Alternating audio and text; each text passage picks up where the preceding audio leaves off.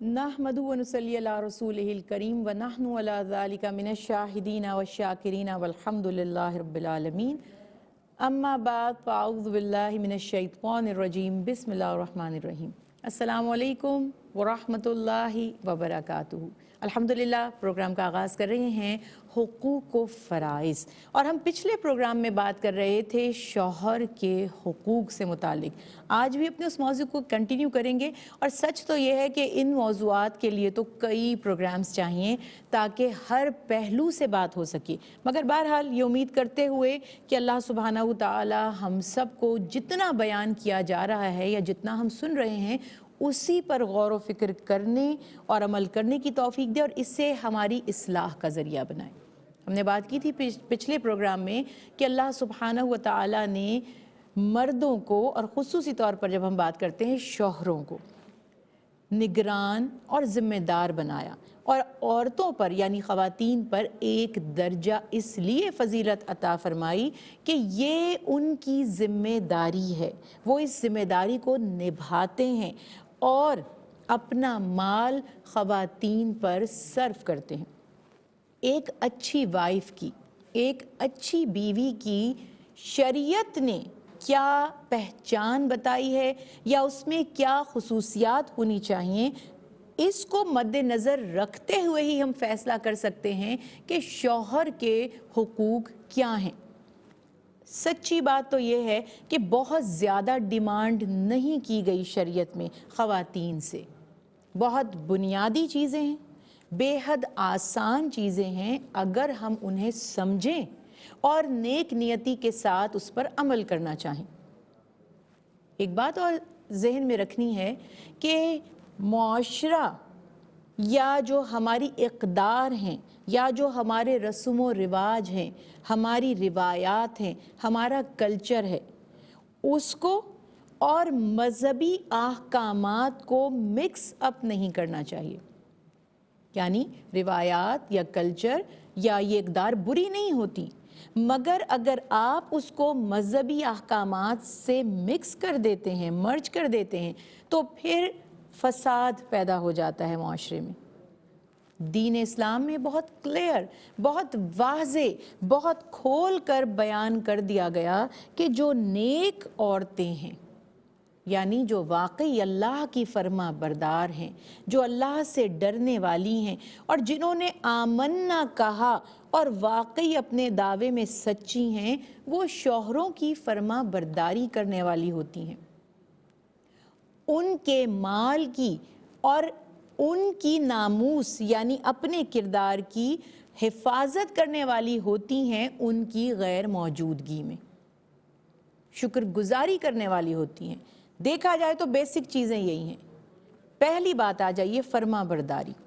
اللہ کے پیارے حبیب حضرت محمد مصطفیٰ صلی اللہ علیہ وسلم کی پیاری حدیث مبارکہ، آپ صلی اللہ علیہ وآلہ وسلم نے یہ بیان فرمایا کہ 4 چیزیں جسے دنیا میں نصیب ہو گئیں، اس سے بڑھ کر کوئی خیر کو پانے والا نہیں ہے۔ یعنی وہ 4 چیزیں کیا ہیں؟ شکر کرنے والی زبان، اللہ کی یاد کرنے والا دل، یعنی وہ دل جس میں اللہ کی یاد رہے، اور مصیبتوں یا آزمائشوں پہ صبر کرنے والا جسم، اور نیک بیوی، ایسی بیوی جو شوہر کی غیر موجودگی میں اپنی ناموس اور اس کے مال کی محافظ ہو۔ یہ دیکھیے کہ سب سے بڑی نعمت اس بات کو قرار دیا جا رہا ہے اللہ کے ذکر، شکر اور صبر کے بعد کہ نیک بیوی۔ اور نیک بیوی کیسی نیک بیوی؟ جو فرما برداری کرنے والی بھی ہے اور اپنے مال کی یعنی جو شوہر نے اس کو کما کے دیا ہے، اور اپنے ناموس یعنی کردار کی حفاظت کرنے والی بھی ہے۔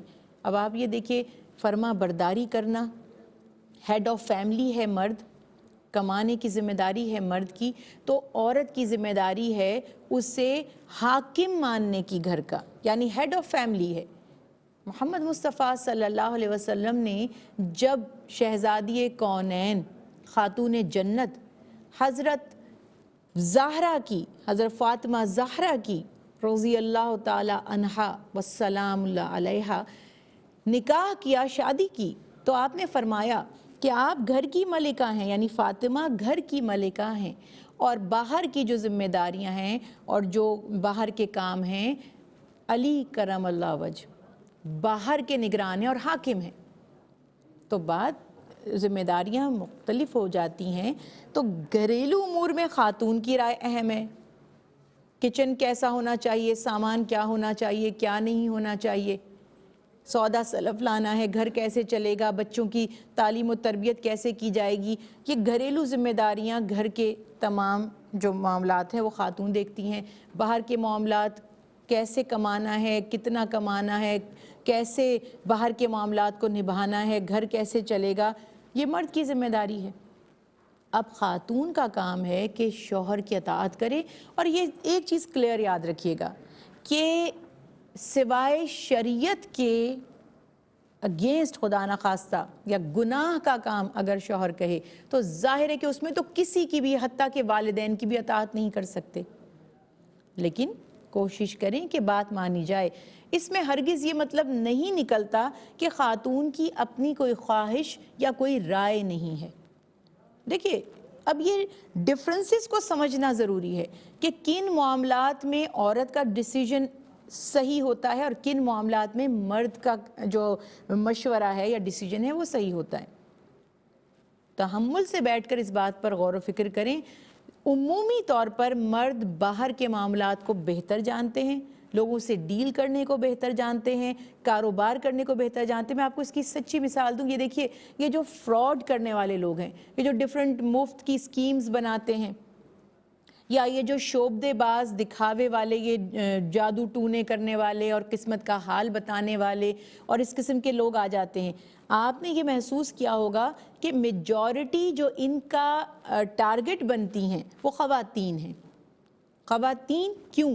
کیونکہ وہ اس معاملے کی نزاکت اور حقیقت کو نہیں سمجھ پاتی، بیرونی معاملات کو نہیں سمجھتی، نقلی چیز مل گئی، جعلی چیز مل گئی، دھوکہ ہو گیا، کسی نے جھوٹ سچ کہہ کر آپ کو کوئی چیز بیچ دی۔ یہ جتنے بھی فقیر ہیں اور جتنے بھی یہ شعبدے باز ہیں خواتین کے پاس آتے ہیں کہ یہ ہماری باتوں میں بآسانی آ جائیں گی۔ تو اس لیے، اور مرد ایک ہی دفعہ دیکھتے ہیں، اور وہ آپ یہ اپنے گھر میں اپنے آس پاس فیملی میں دیکھیں، وہ ایک ہی دفعہ بتا دیتے ہیں یہ بندہ جھوٹا ہے یا یہ فراڈ ہے، اور خواتین کو 10 سال 15 سال بعد پتہ چلتا ہے تو فراڈ تھا۔ تو سمپل بات یہ کہ آپ بالکل ریلیکس رہیں، اس کو آپ اپنی ایگو کا مسئلہ نہ بنائیں۔ ہم اللہ کے بندے ہیں، ہم اللہ سبحانہ و تعالیٰ کے غلام ہیں۔ اللہ نے ہمارے لیے جو بہتر دیکھا، جو بہتر جانا، وہی مقرر فرمایا۔ یہ اس کی حکمت ہے، یہ اس کا فیصلہ ہے، یہ اس کی تقسیم ہے۔ یہ میرا یا آپ کا یا کسی مرد کا یا کسی عورت کا یا کسی بیوی یا کسی شوہر کا ذاتی معاملہ نہیں ہے۔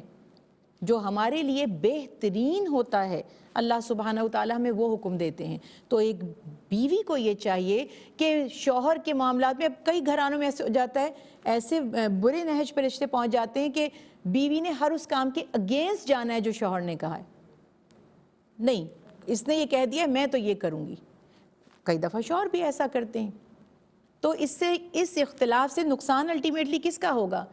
گھر تو دونوں کا ہے نا، گھر ٹوٹے گا جو دونوں کا تھا۔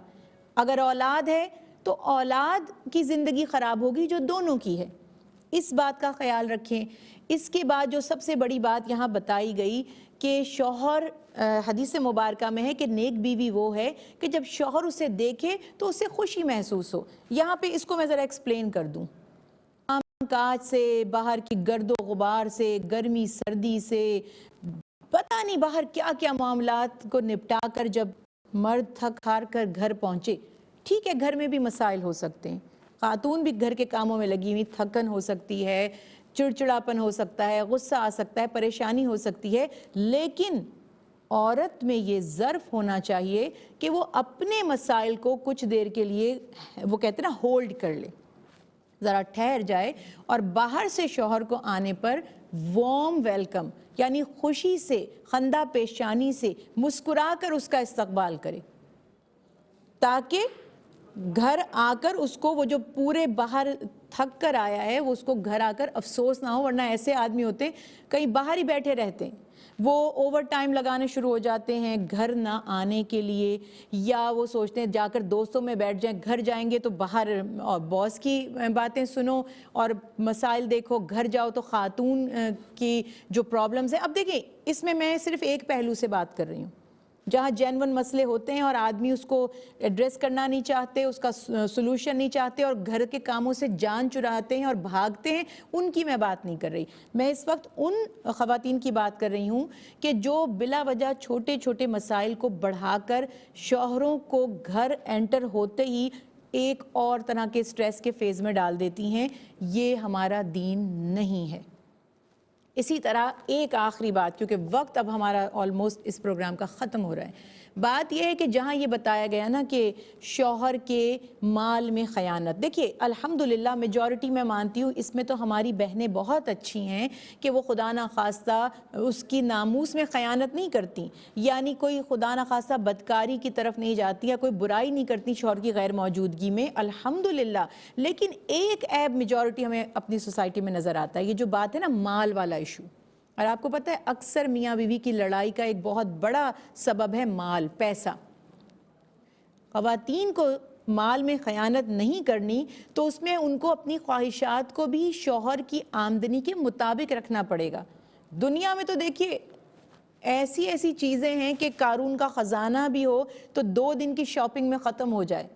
ہمیں اپنی چادر دیکھ کر پاؤں پھیلانا ہے، اور خواتین کی یہ سب سے بڑی رسپانسبلٹی ہے، یا میں کہوں گی کہ شوہر کا حق ہے کہ بیوی اسے گناہ کے کام پر مجبور نہ کرے، اس سے ایسی فرمائشیں نہ کرے کہ اس کو اس کی خواہشات پوری کرنے کے لیے رزق حلال کا راستہ چھوڑ کر غلط ڈائریکشنز میں جانا پڑے.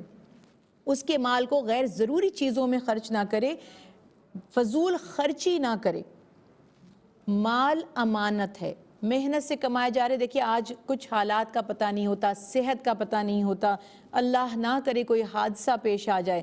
تو جب کوئی کما رہا ہے وہ بہترین وقت ہے کہ بہت سوچ سمجھ کر اس مال کو خرچ کیا جائے، غیر ضروری چیزوں پر، غیر ضروری خواہشات پر خرچ نہ کیا جائے. اور خاتون کی ذمہ داری ہے کہ اس مال کو بہت سنبھال کر سمجھداری سے کفایت شعاری سے خرچ کریں. اور یہ ایک بہت بہترین کنٹریبیوشن ہوگا شوہر کے لیے. خواتین کا بے شمار اور حقوق ہیں، اب کیا کہہ سکتے ہیں کہ وقت ہمارے پروگرام کا ختم ہو گیا ہے. انشاءاللہ اس کو مزید کسی وقت میں ڈیٹیل سے ایڈریس کریں گے، بات چیت کریں گے. آج بس اللہ سبحانہ وتعالی سے یہی دعا ہے کہ ہمیں اپنے اپنے فرائض جس رشتے اور جس حیثیت میں بھی ہم پر مقرر کیے گئے ہیں ادا کرنے کی اللہ سبحانہ وتعالی توفیق عطا فرمائیں اور اس میں آسانیاں پیدا فرما دیں. وما علینا الا البلاغ المبین. سبحان